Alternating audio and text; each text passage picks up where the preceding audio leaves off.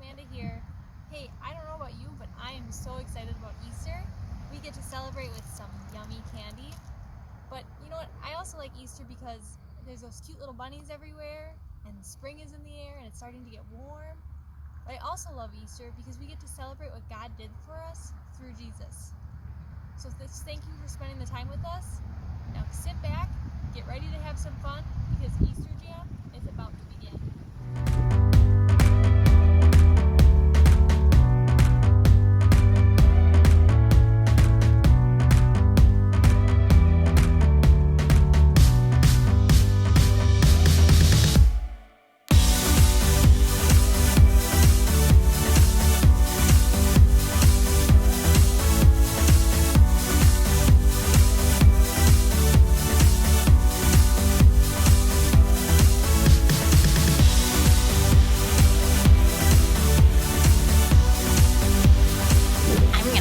Most Easter eggs? No, I'm gonna get the most Easter eggs, but I'm gonna get the most Easter eggs. Okay, how many Easter eggs are you gonna get? I'm gonna get like 12. I'm gonna get 13. Hi everyone! Happy Easter! I'm your host, and I am so excited that you've taken a few minutes to sit down and join me wherever you are. Together, we're gonna celebrate the most important event ever, Easter. Now, you and I both know Easter is about more than eggs and chocolate and that fake grass you'll be vacuuming up for weeks. It's about the biggest moment in human history. But before I get to that, I thought it might be fun to take a look at how Easter has been celebrated in the past. Whoa, okay, not quite as far back as the very first Easter. See, at that time, Jesus' disciples were hiding behind closed doors. And well, I think we've all had enough of that in the last year. I'm talking about the way our great-grandparents celebrated Easter in style. Okay, let's be real. Some of you are in your PJs right now, or at least your comfy clothes.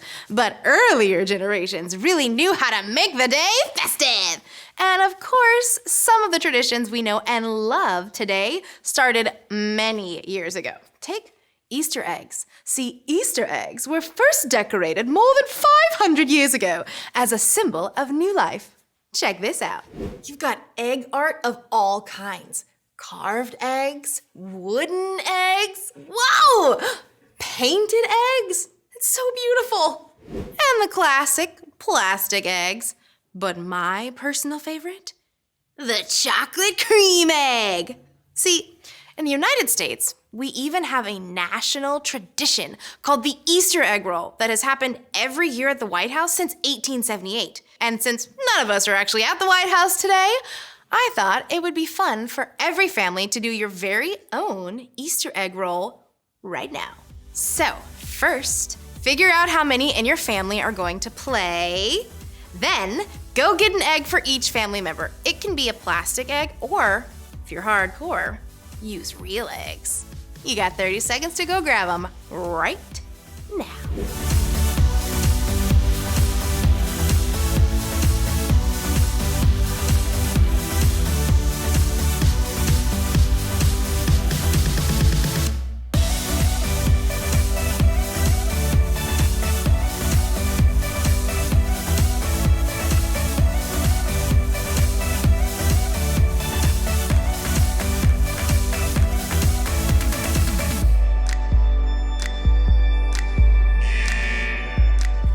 Got your eggs?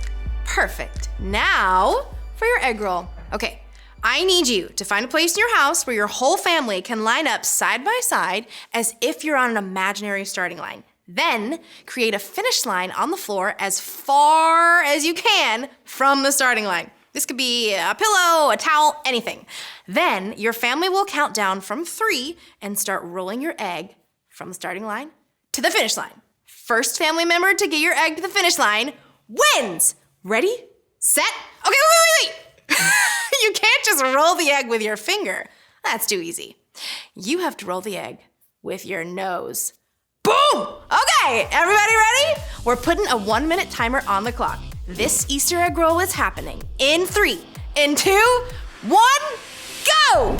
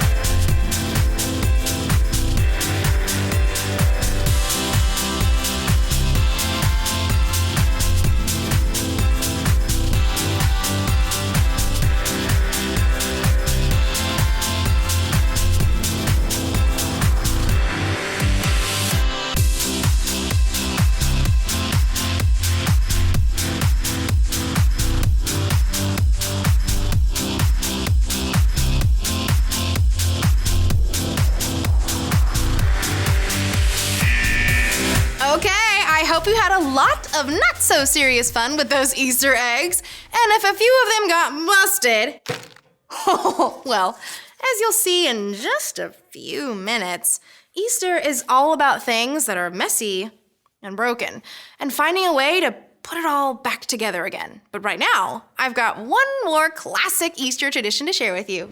Chocolate Easter bunnies! Mom, I thought we got the big ones. No? That's okay.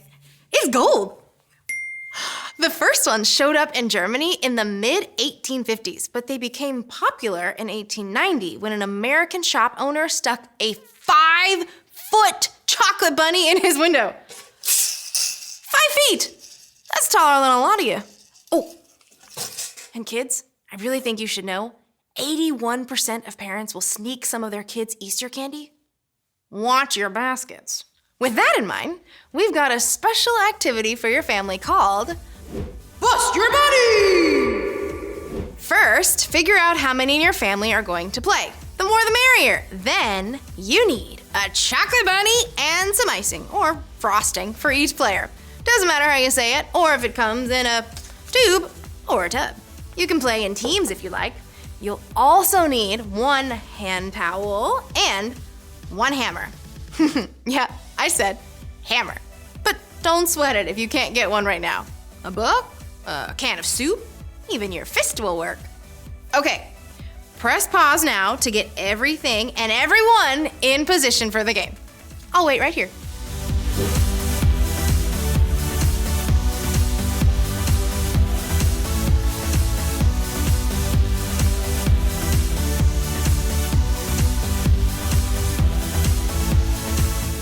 Okay, got everything? All right, here's how you play. First, each player or team will need to bust their bunny. Yep, you heard me. Cover the chocolate bunny with a hand towel to prevent any flying pieces. Then, give the bunny a whack with the hammer. Trust me, don't go crazy here. One solid smack will do. Ready? And... oh. Yeah, just one.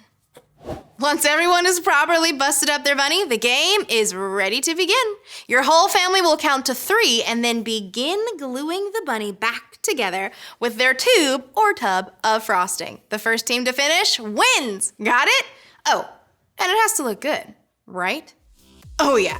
Bust Your Bunny is happening in 3, in 2, 1, go!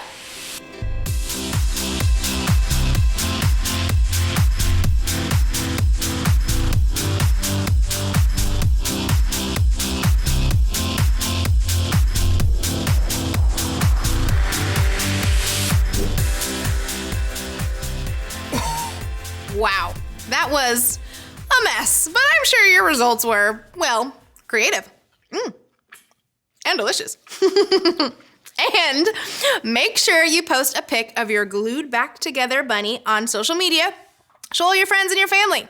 Now, as we've said earlier, Easter is all about something good coming out of something bad.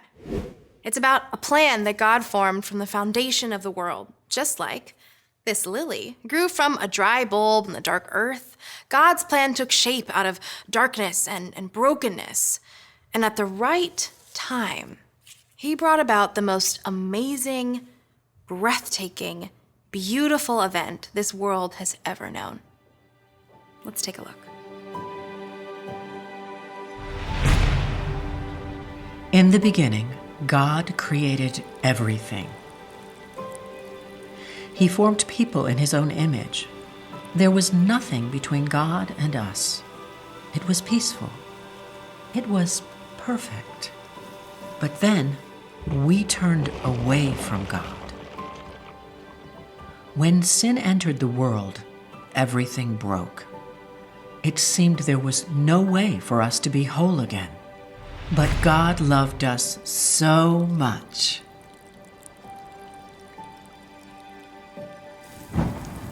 That he made a plan to rescue us.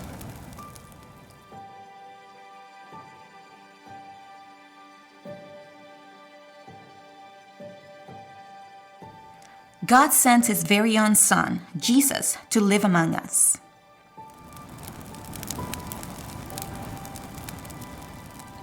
Jesus connected with people, old and young, happy or hurting, people like you and me.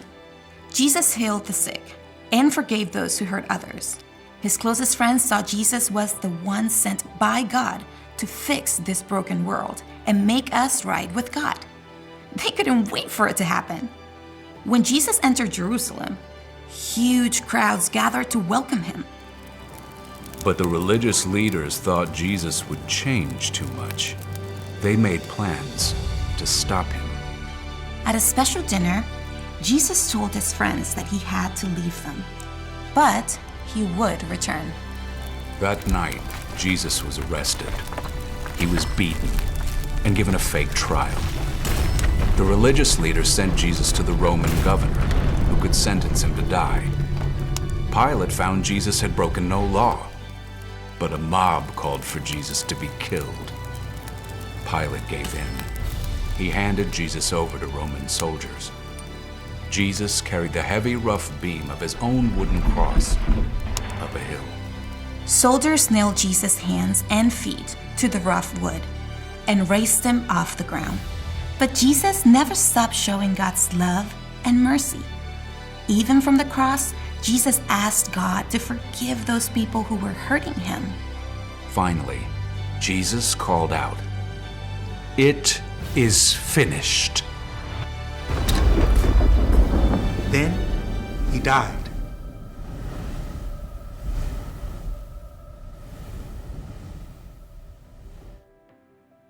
Jesus' body was placed inside a stone tomb with a huge rock blocking the entrance. It seemed the plan had failed, that the world was broken forever, that no one could put the pieces back together. Early Sunday morning, on the day we call Easter, Mary Magdalene hurried to the tomb. She wanted to make sure Jesus' body was buried properly. But something was wrong. The stone was rolled away. When Mary looked inside, the tomb was empty.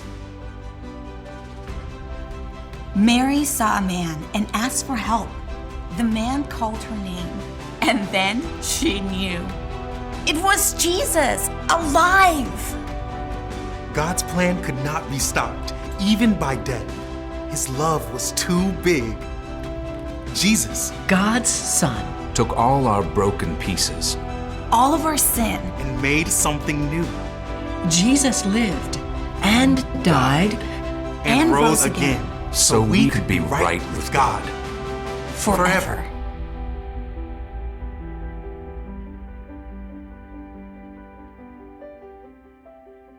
Wow. You know, I hear that story every Easter, and it always amazes me. I mean, God sent Jesus to the world to remind me that he is greater than anything that can go wrong in my world. The simple fact that Jesus came back to life is proof to me that I can face anything bad that happens. When you believe in Jesus and follow him, you begin living in peace with a God who can always take broken pieces and make them into something amazing. Well, that's all the time we have for today. Thanks for hanging out with me. I hope you had fun, and I hope you spend the rest of the day making some great memories with your family. Happy Easter, everyone. Bye. Now, where did I put those chocolate bunnies? Ooh, yes. Bye.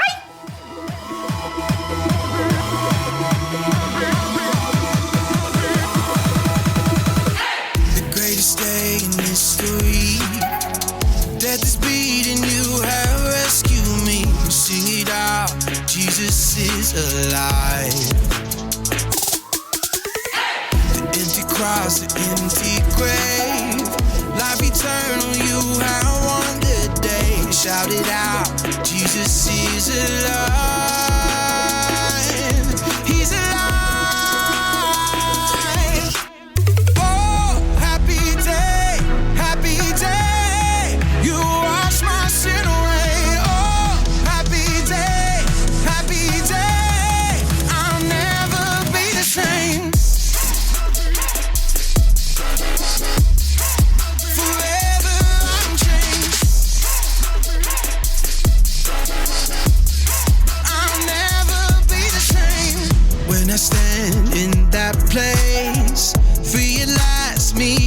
face to face. I am yours, Jesus, you are mine.